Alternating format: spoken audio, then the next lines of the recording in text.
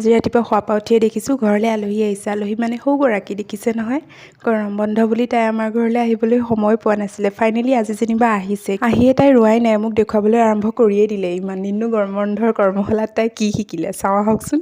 তাইৰ অকণমান লাজটো বেছি, লাজ কৰে মানে, সেইকাৰণে অকণমান যেতিয়া কেমেৰাটোলৈ সন্মুখত ভিডিঅ' কৰিছোঁ বুলি গম পাইছে তেতিয়া ৰৈ গৈছে আৰু। লাজ কৰে ন, আজিকালি পোৱালি নহয়। কিবা কিবি পিছে দেখুৱালে, কিন্তু এইবোৰ কৰি আছে কি তাই? কিবা বিচাৰি আছে। ৰ'ব কি বিচাৰি আছে গম পাব। এইয়া মানে তাই নাচিবলৈ যাব বোকাঘাটত, আৰু সেইকাৰণে তাই আমাৰ ঘৰৰ পৰা মোৰ পৰা কিবা কিবি বস্তু নিবলৈ আহিছে। তাইক নাচোতে লাগিব যে। তাই বহুত ধুনীয়া নাচে বাৰু। কেতিয়াবা আপোনালোকক তাই নচাৰ ভিডিঅ' দেখুৱাম আপোনালোকক।